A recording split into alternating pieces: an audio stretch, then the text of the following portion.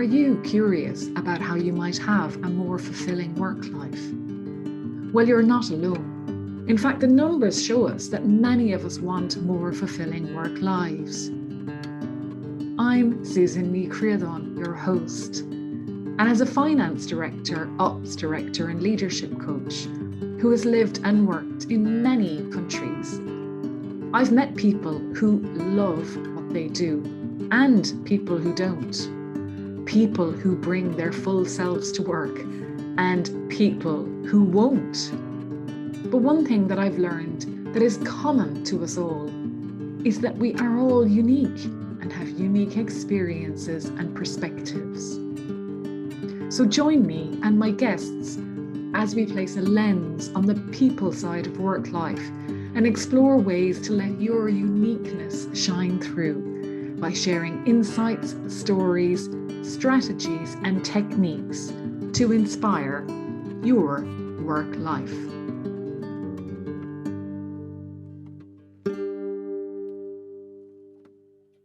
Today, I am delighted to be joined by Nikki Hill. Nikki, you're so welcome to Life Beyond the Numbers. Thank you. Oh, thank you for having me. I'm excited about our conversation. Me too. And I hope we can keep on track because I know that we will probably go all over the place, but we'll do our best to have a conversation that others will enjoy. Absolutely. Yes, we got slightly excited last time, didn't we? And went off on lots of enjoyable tangents. So we had to remember, what was the question? So I noticed on one of your blogs that you talk about auditing one's boundaries. And that's really an interesting concept. I worked in audit for many years. And it's a nice way of reframing that term, auditing, to actually use it for yourself for benefit. But I wonder, does everyone understand what boundaries are? And then what's the benefit of auditing them? Yes, good question. No, I don't think everybody knows what boundaries are. I think where some of us have boundaries in place, there are more of us that don't. And I think it's a very topical conversation I have with a lot of my clients, and they often only experience their boundaries or what they are when they're being tested. And then they find that actually they're in that ugly place of defending them or stamping their feet going, these are my needs, these are my wants. And so I'm a big fan of investigating, if you like, auditing boundaries as our life evolves and at all sorts of different points in time. And you could do it annually if you wanted to. We're constantly evolving. And boundaries, I think, need to be in sort of different components. You know, what are my boundaries for my friendships? What are my boundaries at work? What are my boundaries with my family, my children? And really taking the time. Again, it's a bit like the values. Values, again, we don't often know what they are until they're tested. And I think boundaries are definitely those. And they are key to our identity, our happiness, our well-being. And so it's really key. And that's why I sort of said auditing. I think a lot of people understand auditing. And it's that kind of, let's take a look at what exists, what doesn't exist, what needs to happen. Let's really investigate. And I think we deserve that as humans, that actually we take the time to audit what boundaries already exist, what are lacking, what do I need to change, what do I need to evolve, what do I now need to put into my life because I'm a new parent, for example, or I'm in a new job. And so, yes, I think a lot of people don't know what their boundaries are. And I'm a real advocate of take that time, sit down, get to know yourself, what's important, and keep the focus on you. So when I talk about family or parenting or things along those lines, the tendency can maybe to be, let's look at these group of entities, let's look at boundaries for me and my husband, but actually take it back a step, keep the focus on you first. That's the really key part to setting boundaries. So very simply, Nikki, give us an example of a boundary, you know, either something that is useful for people to get their head around, if you know what I mean. It's either from your own life or that you've read or whatever. I think illustrating it helps. Yeah, absolutely. I mean, a couple of really simple ones are, for example, on sort of personal boundaries, you and your partner. Now, you might be not into public displays. but your partner might be. So actually you're having this tug of war. She's going for your hand. You're like, oh no, don't do that. So it can be that simple. What level of affection am I okay with? And what level of affection am I okay with in public? And just sort of putting that out there into a conversation. The workplace. Now, again, I'm keeping on the sort of physical touch here. Probably less of this happens now, but you might have a colleague that comes up behind you, you're sat in your chair, and they put their hands on your shoulders. Now, for them, that might be they're trying to be affectionate, or actually worse, they might be trying to do something slightly more dominating, but actually that's not okay. So it can be simply about physical space often. What is it? Where are my boundaries? And that's where I think the metaphor, we know about boundaries, don't we, in terms of our, the fences around our houses. And so there is physical space actually attached to boundaries. So I think that's a kind of a couple of examples. Another one might be on a very simplistic level, now that we've opened up the world a bit, is that we're constantly stretching ourselves. We're saying yes to everything. We're attending things that actually we don't want to. So a simple boundary can be the art of saying no, of actually protecting our own time. What's important to us? Where do I want to spend my time? So boundaries don't have to be massively complicated. They can just be about what gives you a sense of calm, peace, enables you to enjoy your life, have the energy you need. If you're dispersing it everywhere else rather than sort of focusing on you can feel really depleted. So yeah, they don't have to be overcomplicated. No, and I like that, bringing it back to real basics, and the starting with yourself as well, obviously, because they're your boundaries, and my boundaries might be very, very different from yours. Exactly. And they don't have to come with justification or explanation. I mean, I do think there's a little bit of a risk. I think having boundaries out there and assuming you'll never upset somebody, I think is a little foolish. I think sometimes us saying no is going to offend, but at the end of the day, you've got to look at the overall reward, and that is that you're going to feel a lot happier as a person if you set these boundaries. And we're maybe a little better as teenagers. I mean, who hasn't met a teenager that's shouted and screamed at a parent for coming in their, in their room without knocking or whatever?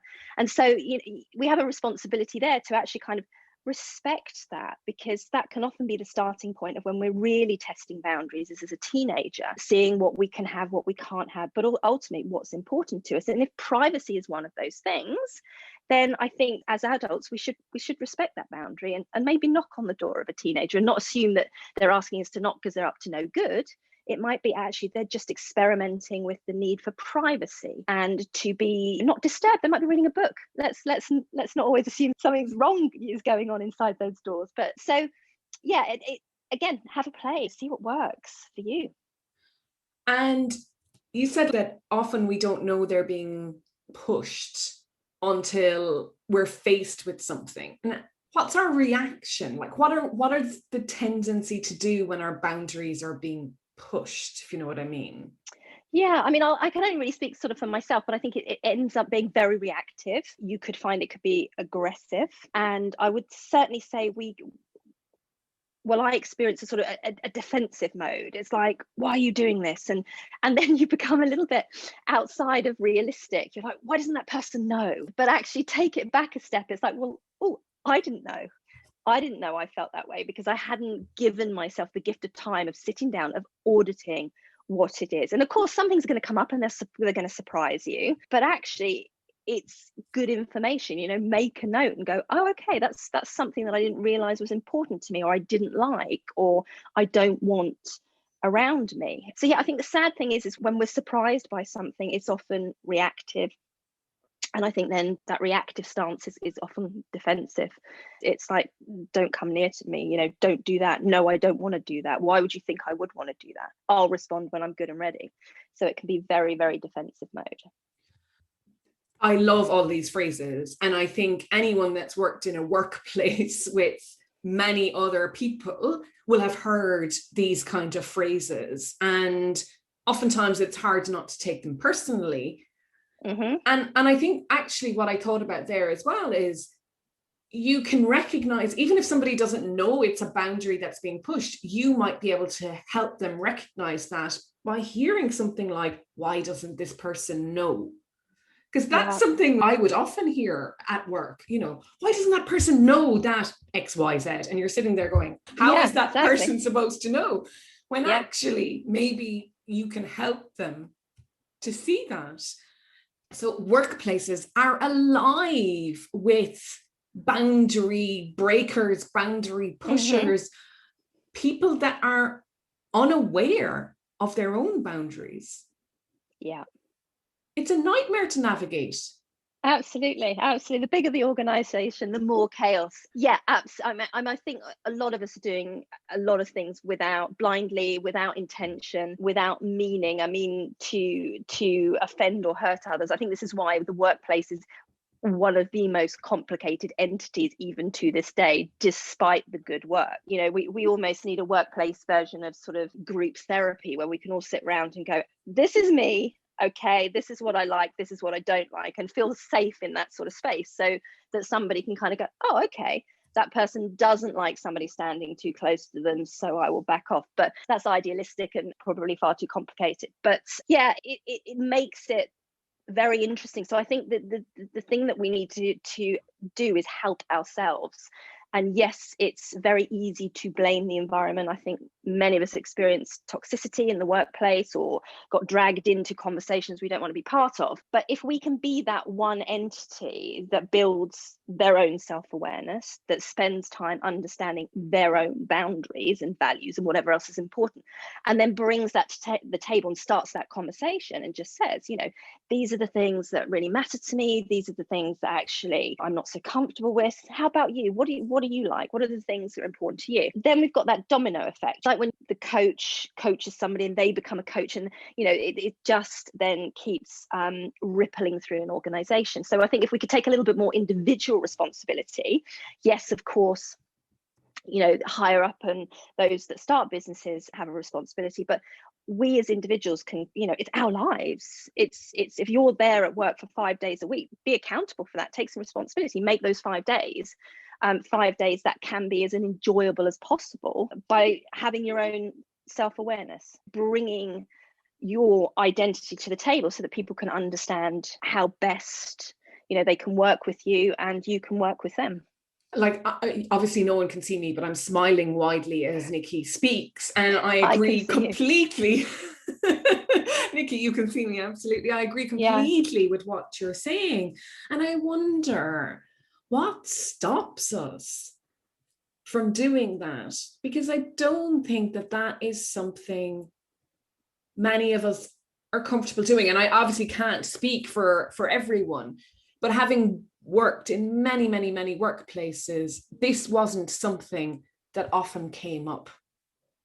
No, and you're right. I think, to be honest, I just think it's something that we haven't been encouraged to do. There's not like there's a lesson in school where you sit down and basically you're allowed to be your authentic self, or they say, right, today we're going to take a look at values, and not values that your parents own, that you own, what's important to you. So I think maybe it's just we build a lot of habits from childhood and we then carry them forth, or we've been imprinted by our parents' belief and we take that into the workplace. So yeah, I think it's just not part of our everyday. It's not part of our everyday language. I think it's certainly changing, but there's vulnerability in it, there's exposure, there's sometimes working out stuff you don't like about yourself. You know, we're all less than perfect, and there is a beauty to our darker sides, but that's the side that perhaps we just need to make sure doesn't dominate too much, otherwise that can be scary for other people. But yeah, so maybe now that it's becoming more topical, people are talking about it, I still do think there's still a lot of organizations or individuals that see the responsibility elsewhere. It's the responsibility of managers. It's the responsibility of the business owners. And I have no control over it.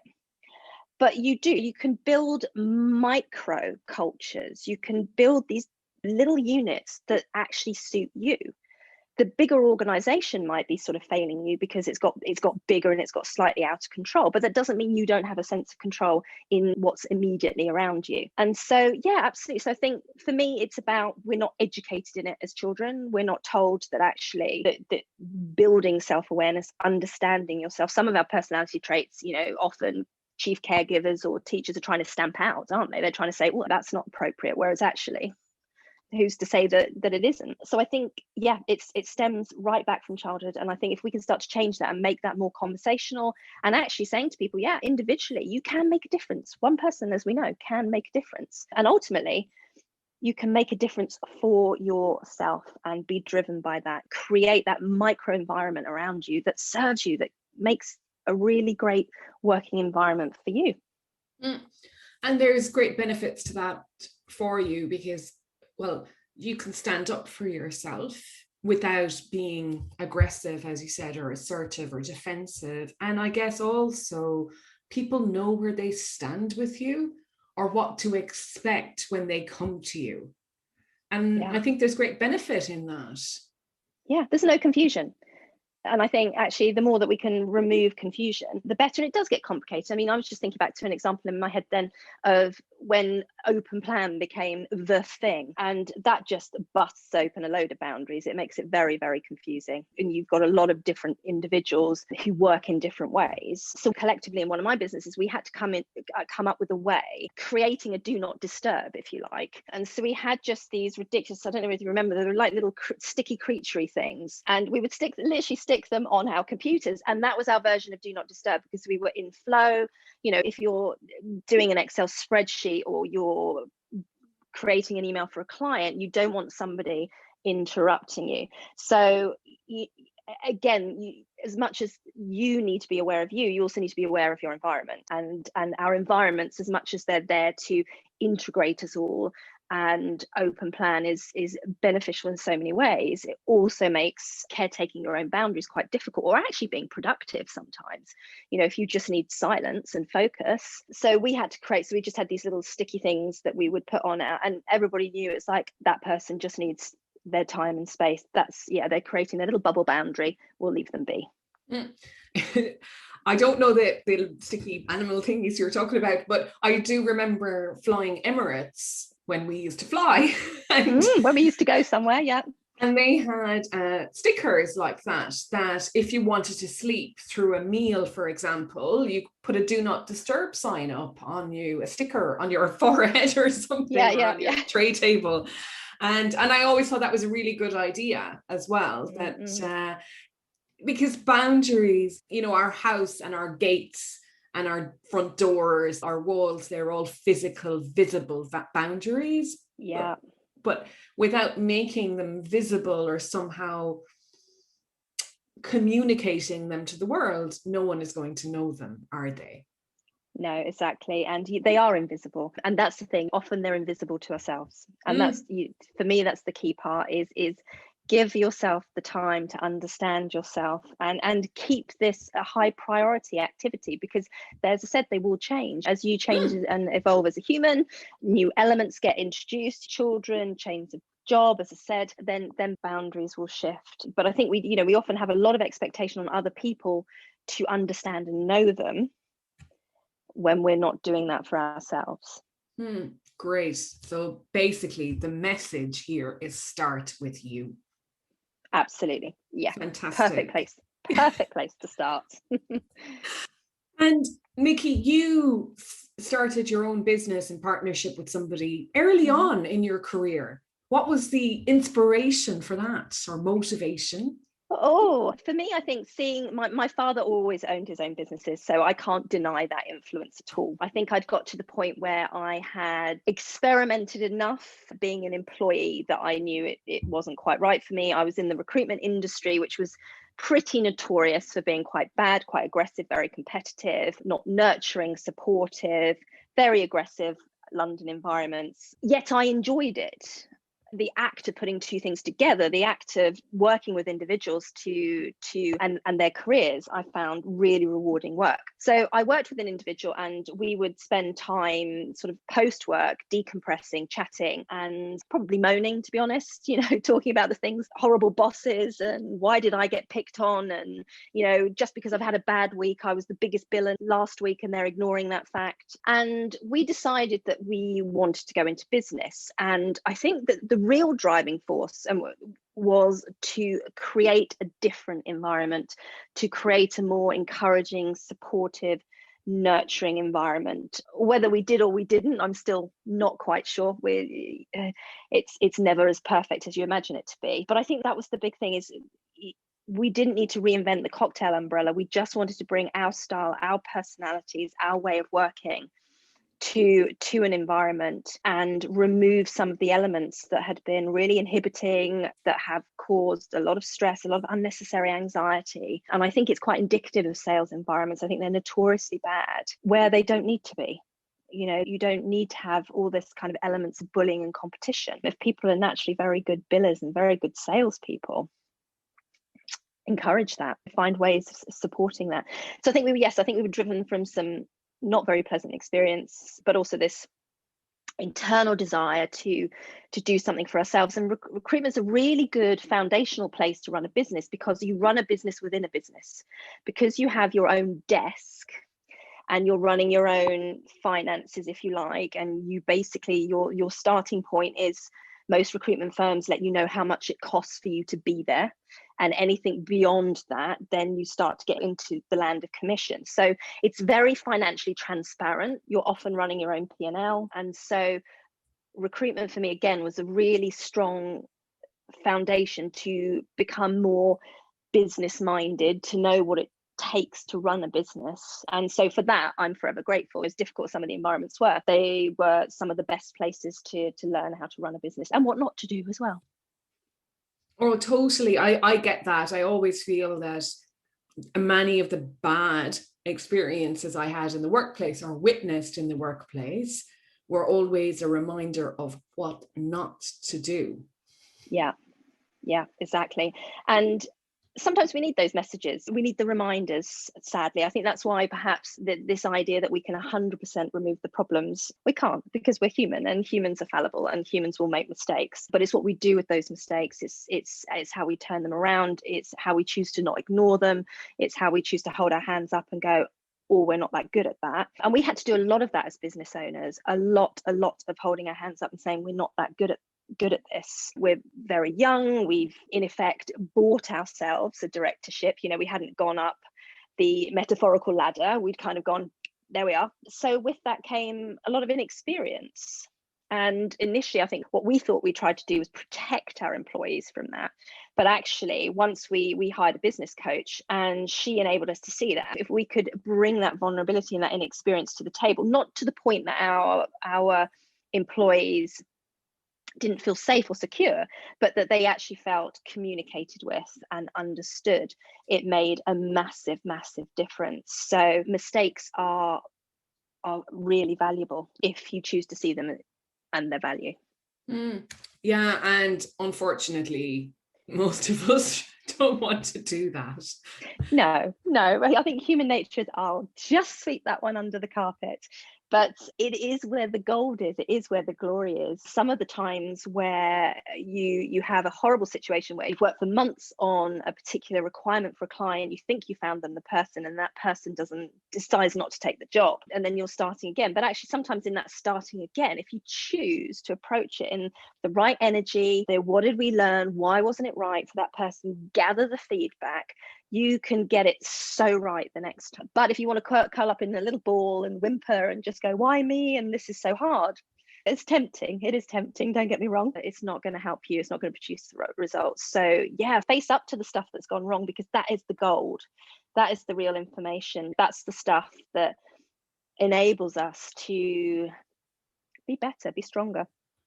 And encourages, I guess, a culture of experimentation, or of taking some risks, and being okay to come to the boss as well and say, look, this is what I tried to do, it hasn't worked out, rather than trying to cover up.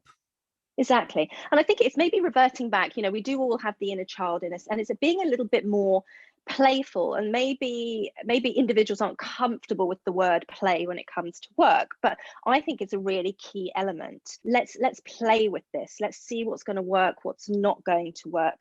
We're really good at it at children. That's the whole premise of our learning at school, is to try, is to get stuff right, is to get stuff wrong, is to be playful. And we then end up in adulthood, and all of those 18 years or however many years that you spend in education, we just kind of push to the side as if to say, well, that didn't count, now it's all serious. But actually, you know, there's a real method in there. The reason we do play as children, the reason that we are okay with getting things wrong, we're not, you know, we're not crushed as a kid necessarily all the time we get something wrong. It's like 9 out of 10 in the maths is totally fine.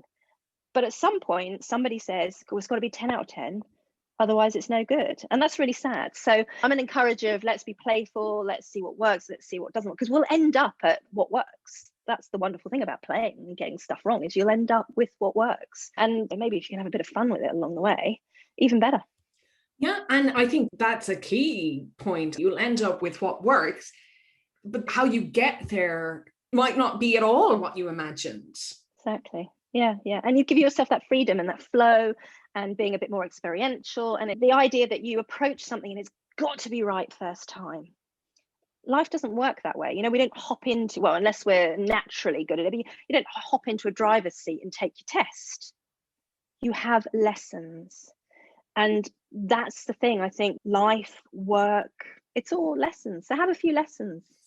You know, get the mistakes under your belt and then go for the driving test. So you're more likely to pass. So for me, I think in my work, my mindset, my overall kind of how life should be is play. Yeah, allow that creativity to come out, whatever it is for you, whether it's vision board, coloring pens, it doesn't matter. You know, the idea that in your 40s you can't pick up a coloring pen, ridiculous. Of course you can. You know, if visually you love color, go for it. So yeah, I just think bring the child back, the one that is creative, the one that's experiential, the one that's a lot more robust, because it knows that getting stuff wrong is just part of the journey. And the one that possibly you've ignored for many years. That poor neglected inner child, which we all have, has been just literally, quietly sat in the corner being ignored. So yeah, bring the child out. That's great. So Nikki, I guess working in recruitment then, you've seen lots over the years when you were in that line of work. Were there any patterns in particular that you think, gosh, if I could really help change this is where I would focus my energy, or maybe that is what you're doing now as well? Yes. Definitely. I think the interesting thing for me was that there was a pattern that kept repeating itself. And that was very successful, very accomplished, very confident individuals seemed to or did fall apart during the job search. And I know job searches they are very emotional. It's a big thing. The interview, it was amazing how many people would actually lose self-esteem, lose confidence, actually lose a lot of who they were. Now, I appreciate that if you're lucky enough to have a stable career, that we don't interview very often. And of course, things that we don't do on a regular basis can feel a little bit fearful and unknown. But I would actually see a real change in a human being from this confident person to almost, I can't do it. What if they find me out? What if I'm not good enough? And I have to say, us ladies, we were even worse when it came to what we thought our strengths were, our talents, our skills. And in the beginning of my career, I used to think it was me getting it wrong, because I'd have this job description and I'd have my handful of individuals that I thought, oh my goodness, you're perfect for this. And I'd talk to them, and they were females. I'd talk to them and I'd leave the call thinking, well, I got that wrong. They're not interested at all. But actually, when I started to probe a bit more and became curious rather than accusational against myself, they would tell me that actually, well, I haven't done that, or the idea that I've only had a year's experience in that and they want 2 years. So I started to see that actually a lot of women doubted their own abilities more heavily. And so actually, it was about helping individuals see their strengths. And again, it's another interesting thing that I thought about just generally throughout my career is how we seem to reserve the strengths questions to interviews. It should be something that we almost ask ourselves every week, every month, every year. It's like, what are my strengths? What do I bring to the table? It's a wonderful exercise in confidence. We can boost our self-esteem with a little bit of self-awareness again and understanding what we bring to the table.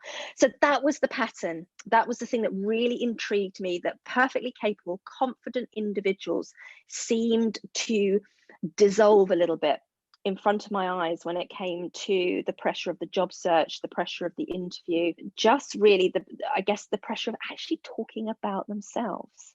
It was incredibly difficult for individuals to articulate their own career story. And that ultimately led me to studying some psychology and then ending up as a coach, because I was like, oh, there is a lot of human potential out there which is completely untapped, because we're just not aware that we hold it within. So that was really interesting to me.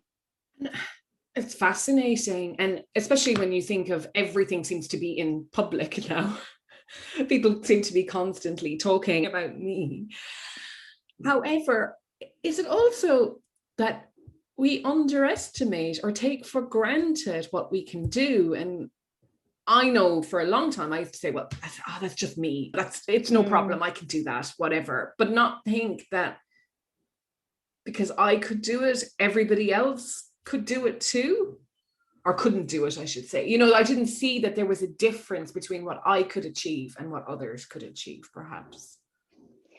Yeah, I think you're right. I think we are very habitual creatures. So I think once we pick up something, we do it very, very naturally. Again, you know, just using the driving analogy, you don't have to think through all the activities in order to get to A to B. When you were learning, you did. It's like seatbelt, mirrors, blah, blah, blah. We just do it. Sometimes it's scary. We end up at a front door, don't we? We're like, woof, how did we get hit? So I think sometimes we do become very sort of robotic. But that, again, that slightly belittling of our abilities is very much imposter syndrome at work. We just imagine it's either it's luck, it's easy, it's everybody else can do it. And this is a way of shrinking ourselves down, of keeping ourselves small. In some ways, some of it might actually be quite British. I don't want to be too general here, but sometimes we're not as that great at kind of blowing our own trumpet and saying, hey, look at me, look what I did. I wish we did. Maybe we need a report card. Yeah, again, that, you know, you run home with your report card and go, look what I did today. So yeah, so we're very habitual. I think we are quite shy of our own abilities, but I think, again, this is a really important exercise and one that we should do, maybe in the form of journaling. You don't have, you can do it, still do it very privately, but actually is just kind of nourish yourself with that positive information of all the things that you do. We finish a day and we don't reflect back on it about how well we've done. If something's gone wrong, that will then probably be the subject over dinner or the thing that keeps us up at night. But we don't switch off our laptop and go, I was great today, I did X, Y, Z. And so again, it's another thing that we need to change. It's another way that we need to think. We need to celebrate those successes. You can do it quietly. It doesn't have to be broadcasted. You know, not everybody has to be on that sort of social media train. It can be just done privately for you, and that's really where it's most important. That's where it serves. Keeping a little journal or a log of the things that go well, because we do forget them. I keep a little jar where I just put it's like a success jar, and I just put things. Now, whatever that could be, I made a really good cup of tea. It doesn't have to be monumental, but it was like, gosh, that was good. And so when you are having those dreary days, or those days that do punish us a little bit more than others, is go back to those achievements, those accomplishments, those things that have gone well, and feed yourself that information again. Remind yourself of how good and how great and how talented you are, because we all need that reminder. Definitely. And also, I suppose when somebody pays you a compliment or catches you doing something good and calls that out, take it, receive it. Yes, absolutely. Yeah, absolutely. And there's something really generous in that. It's very awkward to reject a compliment for the other person or to sort of throw one back in their direction. So, I mean, I worked on this for years and years. And I remember a coach of mine just saying, just say thank you. I'm like, oh, okay, I'll try. This feels really difficult. But actually, if someone is kind and generous enough to say something to you that is lovely, is respect them and just say thank you. And that is enough. It's a bit like boundaries.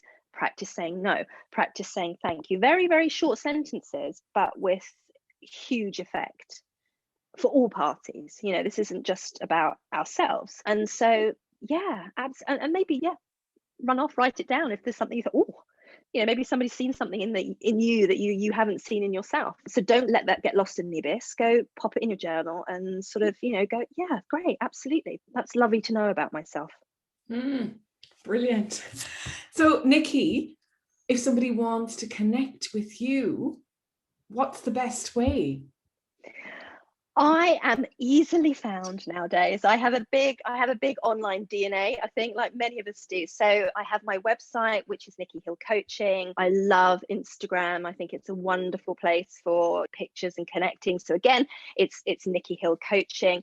At the moment, I am really enjoying, and actually it's funny that our conversation has gone in this direction, working with a lot of creative clients. So I've just developed Channeling Creative Genius, because one of the things that I'm really enjoying is working with individuals in a more playful way, allowing creativity and flow to come through. Because I think a lot of us are more creative than we actually realize we are. And I think the word creative or creativity has perhaps misguided a lot of us, and we thought, well, I'm not an artist, I'm not this, I'm not that. But actually there's so many different ways of being creative. And one of the things that I have certainly found is just by being a bit more playful and allowing creative flow, we can be creative in our thinking.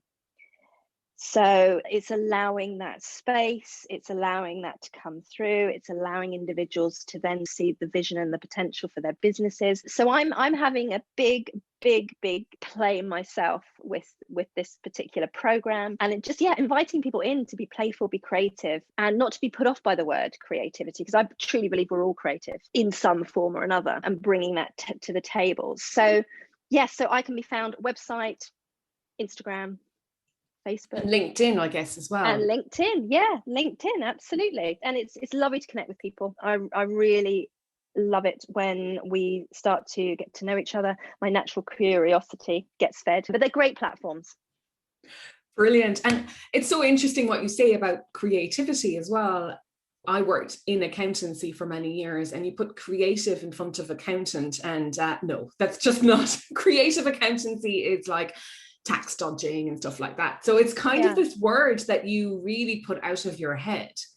And I'm finding more and more and more how to tap into that creative side and that playful side, that inner child, I guess, that got ignored for a long time. So there is great value in it, and you are more creative than you think. Absolutely. And that's the thing, I think it's misguided, isn't it? Because we are led to believe that there's certain creative industries or creative people or creative jobs, whereas actually we can bring creativity to anything. And yes, absolutely, if somebody's getting creative with the numbers, you start to think it's all a little bit dodgy. But actually, sometimes there is a degree of creativity around what you're doing. It's, it's forecasting, it's planning. It's like, actually, we need to do this in order to get to X, Y, Z. It's a funny word, and one that I'm enjoying using more regularly, and allowing people to find that element of creativity within themselves, because I think it's been reserved too heavily for absolutely, the arts and design and those types of industry, whereas I actually truly want to talk about the creativity within all of us. Yes, the creativity within all of us. Fab. Well, I hope that program goes well. It sounds really interesting, and I will put all the links in the show notes as well, Nikki. And just thank you so much for this conversation today. It's been really, really interesting and very personal for people listening. I think today is full of things that you can do for yourself, and by putting yourself first. Absolutely. And in an unselfish way. But also, it is okay to be selfish too. We do need to prioritize ourselves, because we just end up getting lost. And, there's only one person who's truly, truly in control of our lives, and it's ourselves. And it's okay to spend some time focusing on what's important to us. Choose you. Yes, absolutely. I agree with that. It's like, I am here for myself. Brilliant. Okay, Nikki, thank you again, and enjoy the heat. Oh, I will try. Thank you for having me. I've loved our conversation. Bye. Bye. Imagine if every day you enjoy work, express yourself fully, and exceed expectations. I believe we're all entitled to have this, and that the future of work life will be changed by those who strive for and create more fulfilling work lives for themselves, their colleagues, their teams, and wider organisation. Thank you for listening today, and if you enjoyed this episode, please leave a review and share it with someone you know who is curious like you.